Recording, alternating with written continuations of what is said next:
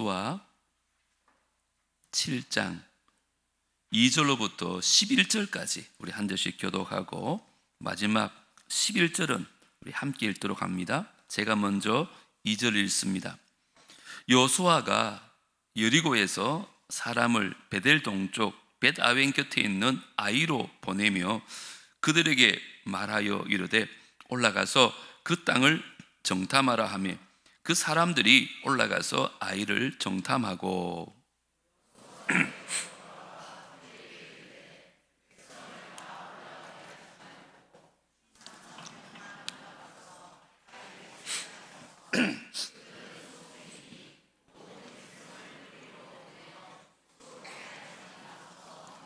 백성 중 3,000명쯤 그리로 올라갔다가 아이 사람 앞에서 도망하니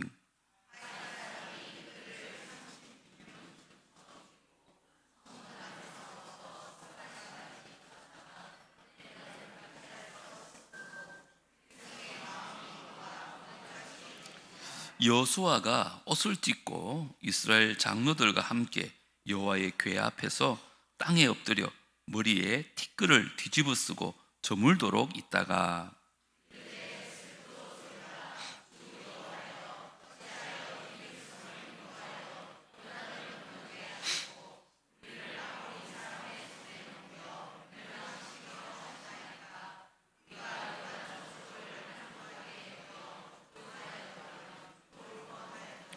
주여, 이스라엘이 그의 원수들 앞에서 돌아섰으니 내가 무슨 말을 하오리이까?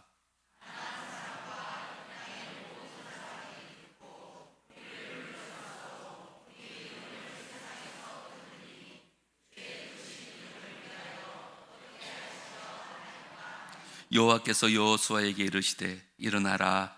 어찌하여 이렇게 엎드렸느냐?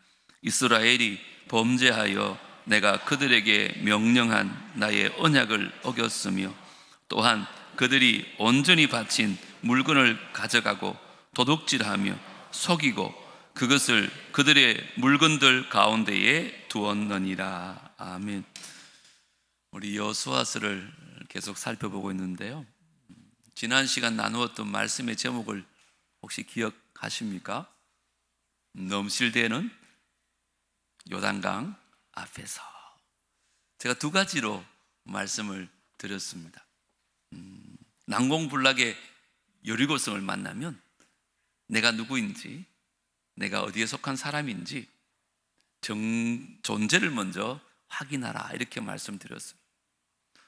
여러분, 하나님께서 여리고 전쟁을 앞두고 그 적진 앞에서 할례를 행하게 하셨어요. 할례가 뭐냐 하면 내가 누구인지 정체성을 알게 하는 것이거든요. 그래서 하나님께 속한 하나님의 자녀를 하나님께서 반드시 책임지신다, 그 믿음을 가지라고 제가 말씀을 드렸습니다. 두 번째는 전쟁에 앞서서 예배를 회복하라고 말씀을 드렸어요. 그래서 하나님께서는 여리고성을 도울 때 제사장을 앞세우고 또 전쟁 때부는 은나팔을 불게 하신 것이 아니라 예배 때부는 양각 나팔을 불게 하셨어요. 그리고 마지막 날 온 이스라엘 백성들에게 소리쳐 외치라 그랬어요. 근데 여기 외치라는 말의 원어의 뜻은 하나님을 찬양하라, 이런 뜻이라고 말씀드렸습니다. 이처럼 예배를 통해서 우리 하나님 앞에 나아가고 하나님을 바라보고 하나님을 의지하기 시작하면 우리 힘으로 안 되는 일을 하나님께서 직접 행하신다고 말씀드렸습니다. 그러면서 행복과 불행 사이에는 다행이 있다, 이렇게 말씀드렸잖아요. 세상 사람들은 이걸 다행이라고 하지만 믿는 사람들은 뭐라 그런다고요?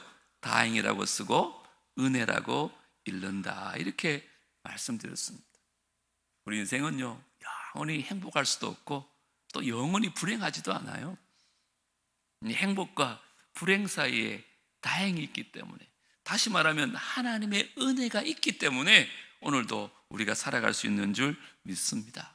여러분 가운데 지금 나는 너무 불행한 것 같다고 생각되어집니까? 내 힘으로 도저히 헤쳐나올 수 없는 난공불락을 만나셨습니까? 내가 하나님의 자녀라는 이 존재를 먼저 확인하시고 하나님 앞에 나와서 하나님을 예배해 주십시오. 분명히 하나님께서 우리의 모든 문제들을 난공불락의 여리고성을 무너뜨리신 것처럼 하나님께서 다 행하여 주실 줄 믿습니다. 이게 지난 시간의 말씀이고요. 이제 오늘은 아이성에 대한 얘기를 좀 나누려고 합니다.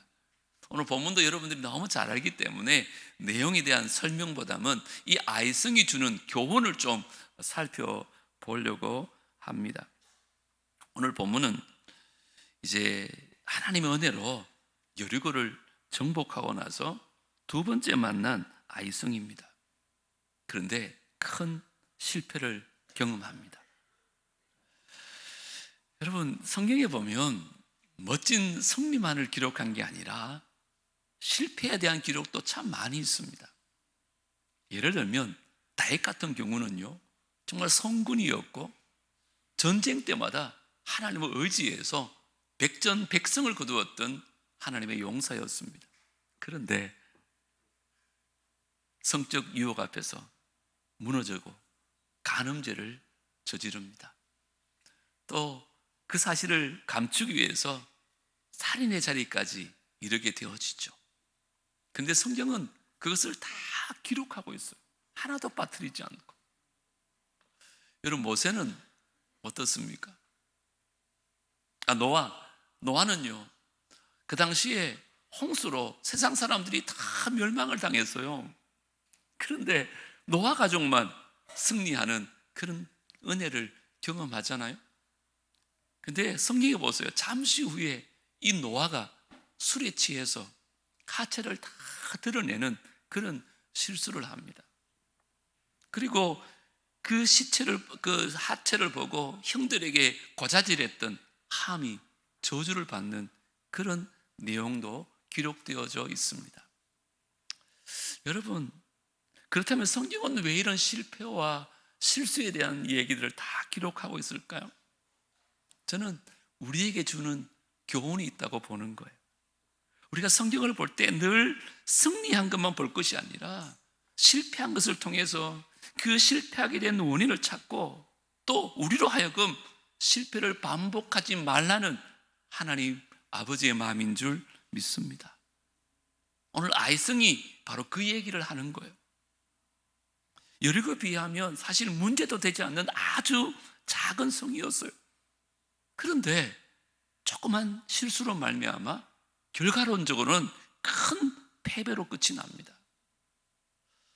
오늘 여호수아서 세 번째 시간으로 이 아이성 실패의 원인을 잘 살펴보고 이제 저와 여러분들 인생에는 이런 실패가 반복되지 않는 은혜가 있게 되기를 주의 이름으로 축복합니다. 먼저 오늘 본문이 주는 교훈은요, 묵상의 대상이 달라질 때 실패합니다. 오늘 이스라엘 백성들을 잘 보면 바라보는 묵상의 대상이 달라진 것을 발견할 수 있어요. 자, 3절을 다시 한번 읽어볼까요? 시작. 여호수아에게로 돌아와 그에게 이르되 백성을 다 올라가게 하지 말고 2,3,000명만 올라가서 아이를 치게 하소서. 왜요? 그들은 소수이니 모든 백성을 거리로 보내어 수고롭게 하지 마소서. 여기 보면 아이성은 지난번 여리고성처럼 모든 백성들이 다 올라갈 필요가 없습니다. 한 2,000명 정도, 많아야 3,000명만 올라가도 우리 능히 이길 수 있습니다. 지금 이렇게 얘기하고 있습니다. 물론 인간적으로 보면 이 계산이 틀린 말은 아니에요. 그런데 여기에 심각한 문제가 있습니다. 여러분, 지난번 여리고성은 이스라엘 백성들이 어떻게 이겼습니까? 그들이 막 온 백성이 힘을 내어서 싸워서 이겼습니까? 전혀 그렇지 않습니다. 그냥 하나님의 말씀에 순종해서 하나님을 예배하면서 성을 돌았을 때 하나님께서 다 이기게 하셨어요. 자, 그렇다면 아이성이 크든 작든 지난번처럼 하나님 바라보고 그렇게 나가야 되는 게 맞잖아요. 근데 오늘 본문 뭐라 그래요? 아이고, 아이성은 너무 작은 성이에요. 다 올라갈 필요 없습니다. 한 2,000명이나 3,000명만 가도 우린 능히 이길 수 있습니다. 인간적인 계산이 먼저 앞선 거죠. 저는 여리고성의 전투와 아이성의 전투를 비교하면서 차이가 하나 있더라고요. 다른 게 아니에요. 두 곳 다 정탐꾼을 보냈었어요. 그런데 여리고성 전투는요, 성이 얼마나 큰지, 또 성 안에 사람들이 몇 명이든지 그걸로 판단하지 않아요. 그냥 하나님 말씀에 따라서 그냥 제사장 앞세우고 예배하기 시작합니다. 이 말은 무슨 말일까요? 하나님만 바라보면서 하나님 말씀에 순종하며 성을 돌았다는 거예요. 그때 하나님이 일하셔서 기적이 일어난 거죠. 근데 지금 이스라엘 백성들은 아마 지난 승리에 도취되어서 그런지 내가 잘 싸워서 이긴 게 아닌데, 내 힘으로 싸운 게 아닌데, 이게 마치 내 힘으로 이긴 것처럼 그렇게 생각해서 하나님을 바라보는 게 아니라 그들의 형편과 상황을 보면서 뭐라 그래요? 이 정도면 되겠지 뭐, 2, 3천 명만 하면 충분하겠지. 좀 더 심하게 말하면 하나님 없이도 우리는 이길 수 있겠지, 지금 이렇게 생각한 거죠.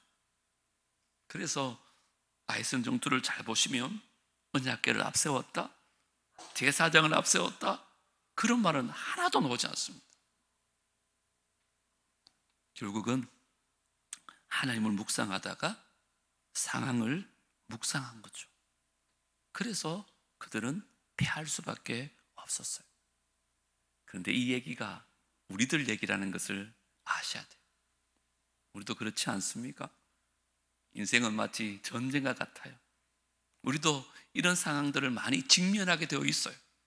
근데 한번 잘 생각해 보세요. 지난 날들을 내가 은혜를 많이 받고 제가 믿음이 좋을 때는 늘 하나님을 주목하고 하나님을 바라보고 살아요.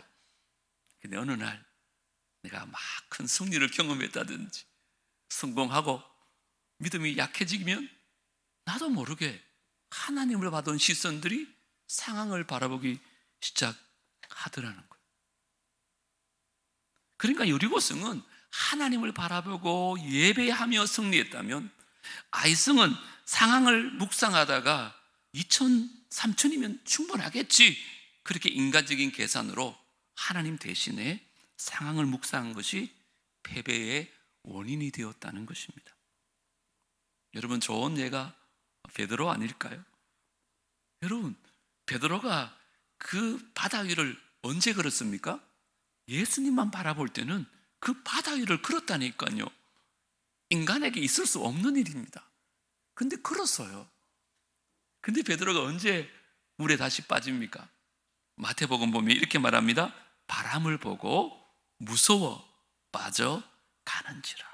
자, 여기 바람을 보고를 오늘날 우리에게 적용하면 어떻게 적용할 수 있을까요? 내 앞에 있는 상황을 보고 해결되지 않는 그 문제들을 보고 자꾸 내 마음을 아프게 하고 힘들게 하는 자녀들을 보고 이렇게 적용되어지잖아요. 주님만 보고 걸을 때는 바다 위를 걸었는데 그가 갑자기 시선을 상황에 둘 때 오늘 성경은 정확하게 빠졌다고 말합니다. 베드로도 주님을 바라볼 때는 그 무리를 걸었지만 바람을 바라보자 빠졌던 것처럼요. 여러분 꼭 기억하십시오. 신앙에 초점이 바뀌면 실패가 반드시 찾아옵니다. 그러니까 이 여호수아가 오늘 그 묵상의 대상이 달라진 것이 아주 조그만 원인이었는데 그 결과는 대패로 이어집니다. 사는나무교회 성도 여러분, 이제 앞으로 우리가 어떤 상황을 만나더라도 주님만 바라볼 수 있는 은혜가 있게 되기를 주의 이름으로 축복합니다. 그때 하나님이 일하기 시작하는 거예요. 오늘 본문에 두는 두 번째 교훈이 있습니다. 이제 여호수아가요, 시선을 하나님께로 바꿉니다. 그게 기도입니다. 다시 말하면 기도의 방향이 바뀔 때 회복이 시작되어지는 거예요. 이게 7절에 나옵니다. 우리 7절 말씀 같이 한번 읽겠습니다. 시작. 이르되 슬프도소이다. 주 여호와여 어찌하여 이 백성을 인도하여 요단을 건너게 하시고 우리를 아모리 사람의 손에 넘겨 멸망시키려 하셨나이까. 우리가 요단 저쪽을 만족하게 여겨 거주하였다면 좋을 뻔하였나이다. 여러분, 이 여호수아의 기도에 어떻게 생각하세요? 이 기도가 좋은 기도입니까? 지금 뭐라고 하는 거예요? 하나님, 우리가 왜 졌습니까? 하나님, 우리를 왜 멸망시키려 합니까? 내가 리더인데 여리고에서 그렇게 크게 이기고 나서 지금 지면 백성들이 나를 뭐라 그러겠습니까? 하나님, 너무 두렵습니다. 이게 기도 맞습니까, 여러분? 실수한 사람이 하는 기도치고는 너무 적반하장 같은 그런 느낌이 들지 않아요? 우리는 기도 그러면 어떤 생각이 들어요? 막 미사 여구도 썼고 우리 장로님들 기도하는 것처럼 거룩하시고 전능하신 하나님, 뭐 이렇게 좀 그게 기도 같잖아요. 근데 오늘 여호수아가 한 거라고는 그냥 마음을 하나님 앞에 솟아낸 것, 그거밖에 없어요.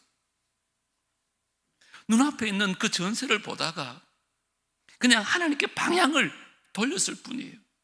그럼 참 희한한 게요, 하나님께서는 이 여호수아의 기도에 하나님께서 응답하십니다. 자, 10절 11절을 제가 한번 읽어드리겠습니다. 여호와께서 여호수아에게 이르되 뭐라 그래요? 일어나라. 어찌하여 이렇게 엎드렸느냐? 이스라엘이 범죄하여 내가 그들에게 명령한 나의 언약을 어겼으며 또한 그들이 온전히 바친 물건을 가져가고 도둑질하며 속이고 그것을 그들의 물건들 가운데에 두었느니라. 너희 안에 죄가 있다는 거예요. 아무도 몰랐어요. 그런데 하나님은 실패의 원인을 알고 계신 거예요. 그것을 말씀하면서 회복이 시작되기 시작합니다. 이 문제만 해결하면 너희 공동체는 회복되어질 거야. 저는 오늘 이 본문을 보면서 은혜를 많이 받았습니다. 여러분, 지금 아주 보잘것없는 기도로 그냥 하나님 앞에 마음만 쏟아낸 건데 하나님은 그 기도에 응답해 주셨다는 것입니다. 우리도 신앙생활 하다 보면 그런 경우를 종종 겪지 않아요? 기도해야 하는 줄 알면서도 막상 기도하는 게 참 어렵게 느껴지잖아요. 내가 이 상황 가운데 무엇을 어떻게 기도해야 될지 모를 때도 있고, 또 기도를 열심히 했지만 응답이 없으면 우리는 쉽게 기도를 포기하잖아요. 그런데 여러분, 그건 여러분들이 기도에 대해서 오해를 했기 때문에 그래요.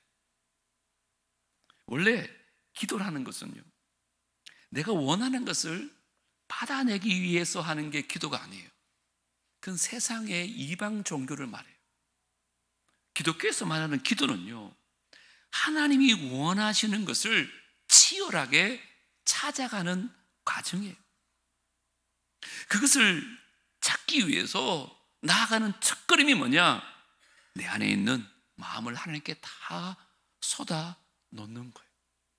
마치 한나가 마음이 괴로워서 여호와께 뭐 했다 그래요? 통곡한 것처럼 마음을 다 쏟아 놓는 거예요. 그러니까 오늘 여호수아가 방향만 하나님께 돌려가지고 그 마음을 하나님 앞에 다 쏟아내서 나갔을 때 하나님 그를 만나 주셨고 회복이 시작되어진 것입니다. 여러분, 그러니까 기도가 이렇게 보면 그렇게 어려운 게 아니에요. 상황을 보면서 이쪽에 마음이 있다가 그냥 하나님께 방향만 돌리고 내 마음에 있는 것 다 쏟아내는 것, 이게 기도의 시작이요 회복의 시작인 줄 믿습니다. 여러분, 그런 경험 없습니까? 저는 그런 경험이 있거든요.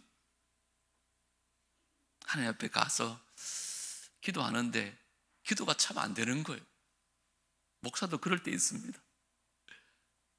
마음이 너무 지쳐 있거나 때로는 스트레스가 너무 많으면요, 기도도 안 되고 그냥 마음도 너무너무 답답해서 그때 뭐라 그래요? 주여 하고 주님의 이름을 부르면서 그냥 한숨만 쉬는 거죠. 주여, 주여. 그런데 한번 물어볼까요? 이 한숨이 기도일까요? 기도가 아닐까요? 저는 기도라고 봐요. 왜요? 내가 문제 앞에서 한숨 쉬는 게 아니에요. 하나님께 방향을 돌리고, 하나님, 내가 아무것도 할 수가 없네요. 그렇게 고백하는 거거든요. 이건 제 말이 아닙니다, 여러분. 시편 기자가 말했어요. 38편 8절 9절 보세요. 내가 피곤하고 심히 상하였음에 마음이 불안하여 뭐했다고요? 신음하나이다. 주여, 나의 모든 소원이 주 앞에 있사오며 나의 뭐가요? 탄식이 주 앞에 감추이지 아니하나이다. 이걸 제가 쉬운 성경으로 한번 읽어드리면 여러분들이 이해를 더 쉽게 할 수 있어요. 뭐라 그래요? 온몸이 떨리고 쓰러질 듯하니 내가 실망하여 신음합니다. 주님, 내가 얼마나 주님을 바라는지 아십니다. 내 모든 한숨 소리를 주님은 다 들으십니다. 여기 보세요. 시편 기자는요, 기도 안에 우리의 신음과 우리의 탄식과 우리의 한숨 소리도 다 포함하고 있는 거예요. 그냥 하나님을 향해서 내 마음을 토해놓았기 때문에 그 기도에 하나님께서 응답하시는 거죠. 그렇다고 여러분 마음에 야, 잘 됐다, 앞으로 기도 안 해도 되겠다, 한숨만 쉬어도 되겠구나, 그렇게 생각하지는 마십시오. 제가 그런 뜻에서 드리는 말씀이 아니에요. 기도하는데도 기도가 안 될 때 있잖아요. 솔직히 너무 어렵고 너무 힘들어서 정말 이때가 기도할 때인 줄 아는데도 기도가 안 될 때가 있잖아요. 그때 내가 방향을요, 이제 하나님께 두라는 거예요. 그리고는 내 모습 그대로 하나님 앞에 나가는 것, 이게 기도인 줄 믿습니다. 뭔가 막 미사여구를 사용해야 될 것 같고 방언으로 기도해야 될 것 같고 옆에 사람처럼 주여 삼창하고 막 소리내어 기도해야 할 것 같고 그렇지 않아도 됩니다.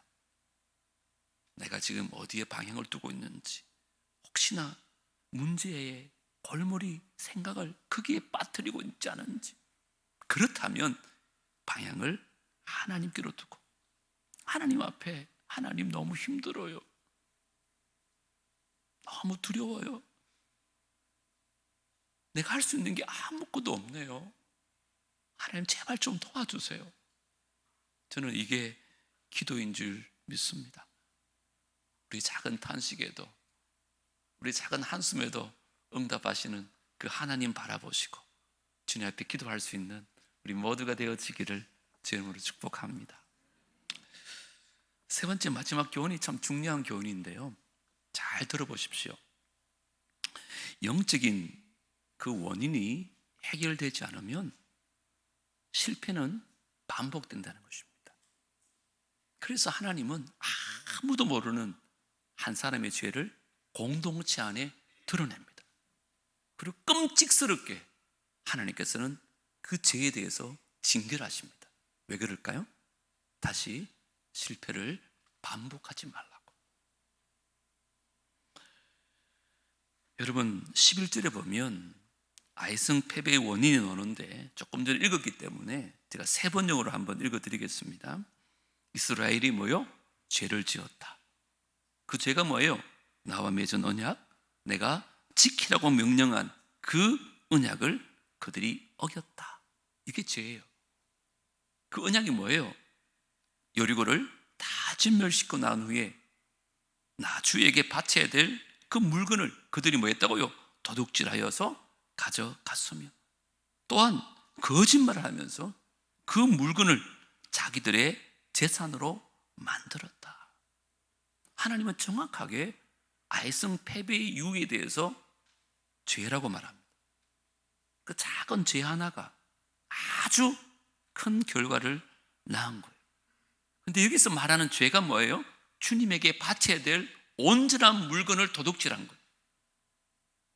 여기 히브리어는 헤렘이라는 뜻인데 내 것이 아니라 하나님의 것이기에 하나님께 바쳐야 될, 온전히 바쳐야 될 재물을 말하는 거예요. 이게 무슨 말일까요? 이게 여리고성 전투 얘기거든요. 여러분, 여리고성을 어떻게 이겼다고요? 100% 하나님이 다 이기게 하셨어요. 그냥 하나님을 예배하는 가운데 하나님이 기적을 베푸셔서 이스라엘은 대성을 거두는 거죠. 그때 하나님이 이스라엘 백성들에게 명령하셨어요. 언약을 맺어주셨어요. 그게 뭐냐? 내가 다른 것 원하지 않는다. 딱 한 가지만 너희들이 순종해라. 다른 건 몰라도 여리고성에서 전투로 거두었던 전리품만큼은 다 내게 바쳐라. 이게 무슨 말이냐 하면, 그렇게 하면 우리 하나님이 100% 하셨습니다. 하나님이 이기게 하셨습니다. 나는 너희의 고백으로 내가 받겠다. 이것만 온전히 순종해라. 그래서 이스라엘 백성들은 당연히 그런 줄 알고 모든 사람들이 전리품을 다 하나님께 드렸어요. 근데 딱 한 사람, 그 많은 이스라엘 민족 중에 단 한 사람, 아간은요, 말씀에 순종하지 않습니다. 물건을 보는 순간 탐이 났습니다. 그가 감춘 물건이 뭔지 알아요? 21절에 나와요. 내가 노력한 물건 중에 시날산의 아름다운 외투 한 벌과, 명품인가 봅니다. 그렇죠? 은 200세겔과 그 무게가 50세겔 되는 금덩이 하나를 보고, 와, 금은 모든 사람을 유혹하기에 족한가 봅니다. 또 뭘 그래요? 탐이 나서 그것을 가져왔습니다. 마침 그래도 어디 안 갖다 버린가 봐요. 그 물건들은 내 장막 가운데 땅속에 감추었는데 은은 그 밑에 있나이다 하더라. 자, 한번 물어보겠습니다. 하나님이 외투 한 벌 가져간 것 갖고 지금 화를 내시거든요. 외투가 없어서 달라고 하시는 걸까요? 얘들아, 나도 추워. 나도 외투가 필요해. 그런 말입니까? 아니요. 하나님 은과 금이 모자라서 그걸 다 내게 바치라 그랬을까요? 아닙니다, 여러분. 하나님이 받으시기 원했던 것은 따라합니다. 온전한 순종. 그거 하나였어요. 다른 거 원하지 않는다. 나한테 돈보따리 갖다 주는 거 필요 없다. 너희도 사랑하는 데 위해서 모든 걸 다 내어줘도 아깝지 않은 것처럼 너희들이 정말 나를 사랑한다면 전리품만큼은 온전히 나에게 바쳐라. 그러면 너희가 나를 얼마나 사랑하는지 내가 알겠다. 하나님께서 요구하는 건 딱 하나였어요. 그런데 아간은 그렇지 않습니다. 이 아주 작은 영적인 죄 문제가 이스라엘 공동체 가운데 큰 패배를 안겨줍니다. 그런데 여러분, 이 얘기가 우리들의 얘기일 수도 있다는 거예요. 잘 한번 돌아보십시오. 하나님과의 관계나 영적인 부분들에 문제가 생기면요, 반드시 우리 삶에 문제가 생길 때가 참 많다는 거예요. 우리는 육적인 세계를 살고 있지만 이 보이지 않는 영적 세계가 있거든요. 그 영적 세계가 보이는 육적 세계에 지대한 영향을 끼칩니다. 그러니까 다라고 할 수는 없겠지만 많은 부분에 있어서 이 영적 원인들이 우리 안에 있을 때 우리 삶에 그것들이 문제로 드러나는 거죠. 예를 들어 볼까요? 여러분, 부부 사이가 갑자기 소원해지거나 아니면 자주 다투기 시작하셨습니까? 그럴 때 한번 잘 돌아보십시오. 분명히 두 분 중에 한 분이나 아니면 두 분이 다 영적으로 하나님과 틀어져 있을 수도 있습니다. 이 영적인 문제가 육적인 문제로 나타나기 때문에 그런 거예요. 요즘 집에서 아이들 볼 때마다 갑자기 막 미워집니까? 저런 게 우리 집안에 태어났냐 그러면서 막 원망스럽습니까? 여러분, 그때 영적인 부분을 한번 점검해 보라는 거예요. 물론 아이가 사춘기라 그럴 수 있어요. 물론 여러분들이 갱년기라 그럴 수 있습니다. 근데 그런 문제를 그런 식으로만 보지 말고 영적인 시각에서 해답을 한번 찾아보라는 거예요. 나도 모르게 내 안에 아주 작은 영적인 문제, 심지어 죄 문제는 없는지. 왜요? 이것을 끊어내지 않으면 실패는 반드시 반복됩니다. 그래서 하나님은 아간 한 사람이 지은 죄를 공동체 안에 다 드러내게 하시고 아간만 죽인 게 아니에요. 아간의 일가친척들을 땅에 묻어서 다 죽입니다. 그 골짜기 이름이 뭐예요? 아골 골짜기입니다. 아골이란 말은 괴로움이란 뜻입니다. 그래서 괴로움의 골짜기, 저주의 골짜기가 되어진 거예요. 그런데 너무 감사한 게 뭔지 알아요? 여러분, 오늘 호세아서에 보면 2장 15절에 이 아골 골짜기에 대한 하나님의 예언이 나와요. 우리 같이 한번 읽어보십시다. 시작. 거기서 비로소 그의 포도원을 그에게 주고 아골 골짜기로 만들어 소망의 문을 삼아 주리니 그가 거기서 응대하기를 어렸을 때와 애굽 땅에서 올라오던 날과 같이 하리라. 뭐라고 말씀하세요? 아골 골짜기를 소망의 문으로 삼아 주겠다. 이게 무슨 약속인 줄 알아요? 내가 너희에게 구원을 베풀어 주겠다 이 말이에요. 아골 골짜기를 소망의 문으로 삼아 주겠다. 여러분들은 이 아간을 보면서 어떤 생각이 들어요? 뭐 저런 인간이 다 있어. 그 외투함벌, 그 은금이 탐나서 저렇게 범죄할 수 있어? 저 인간 때문에 공동체가 저렇게 힘들게 할 수 있어? 그렇게 생각하시죠? 그런데요, 솔직하게 아간과 저와 여러분을 비교하면 누가 더 나쁠까요? 우리도 만만치 않을걸요. 오늘 성경은 그 얘기를 하는 거예요. 솔직히 말하면 우리가 아간보다 더 하면 더 했지 결코 덜 하지 않아요. 어떻게 보면 그 아골 골짜기보다 더 깊이 내려가셔야 될 사람이 바로 저와 여러분이라는 뜻이에요. 그런데 오늘 주님 뭐라 그래요? 그 아골 골짜기에 소망의 문을 삼아 주겠다. 이분이 예수 그리스도인 줄 믿습니다. 우리 예수님이 이 땅에 오셔서 아간보다 훨씬 더 깊은 괴로움의 골짜기에 있어야 될 저와 여러분들을 소망의 문으로 삼아 주시고 다시 한번 그 십자가를 통하여 우리를 구원하시고 우리를 하나님의 자녀 삼아 주신 줄 믿습니다. 이게 호사아서의 예언이고 그 예언이 예수님을 통해 성취되어졌고 저와 여러분들이 괴로움의 골짜기, 저주의 골짜기가 아니라 하나님의 자녀로 축복 가운데 살아가고 있는 줄 믿습니다. 이게 얼마나 감사한지 몰라요. 그래서 실패의 원인은 하나님을 잊은 데 있지만 십자가는 우리의 실패를 소망으로 바꿀 수 있습니다. 오늘 세 가지 꼭 명심하면 좋겠어요. 첫 번째 뭐라고요? 묵상의 대상이 달라졌을 때 실패할 수 있습니다. 두 번째, 기도의 방향이 바뀔 때 회복이 시작되어집니다. 세 번째가 중요하다고 그랬어요.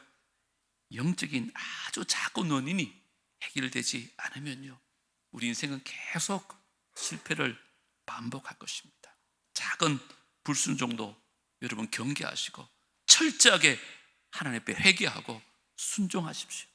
그러면 예수의 십자가 안에서 아골 골짜기가 소망의 문으로 변하게 될 줄 믿습니다. 다시 한번 이 믿음 가지고 어려운 가운데서도 일어나시고 주님만 바라보며 날마다 승리하는 우리 모두가 되어지기를 주의 이름으로 축복합니다. 오늘 말씀 기억하면서 찬양하면 좋겠습니다. 내게로부터 이제 눈을 들어서 주님을 보기 시작합니다. 그때 주님께서 일하실 것입니다. 내 모든 시선을 주님께 드리고 살아계신 하나님을 느낄 때 내 삶은 주의 역사가 되어지고 하나님이 일하기 시작하실 것입니다. 우리 말씀 기억하면서 믿음으로 그렇게 고백하면 좋겠습니다.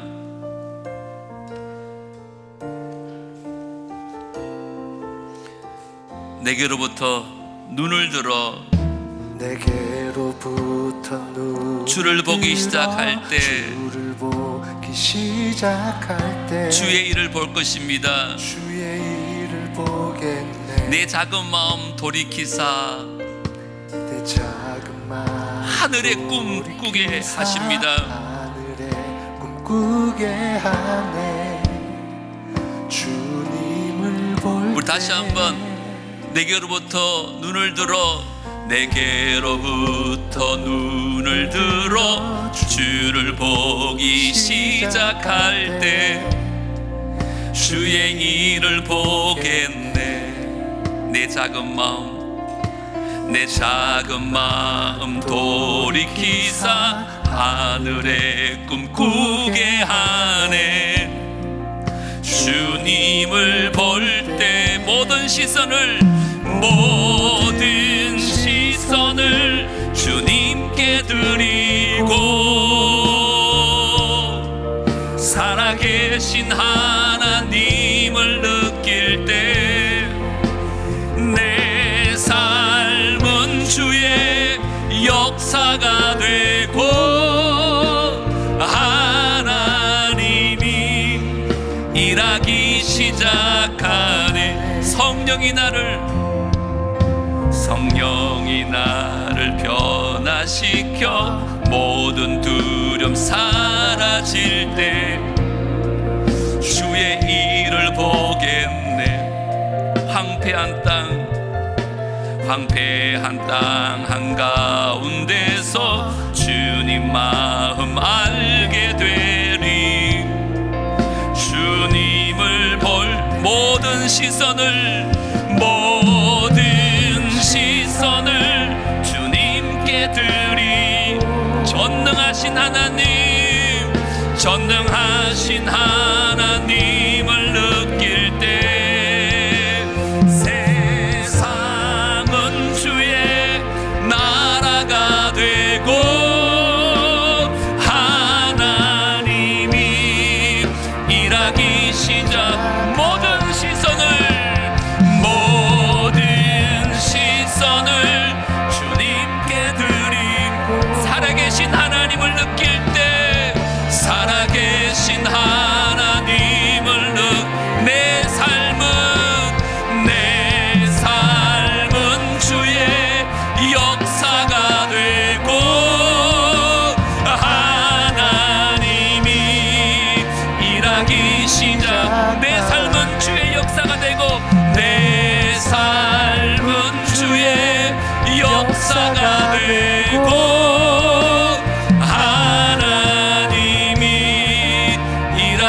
시작. 하나님이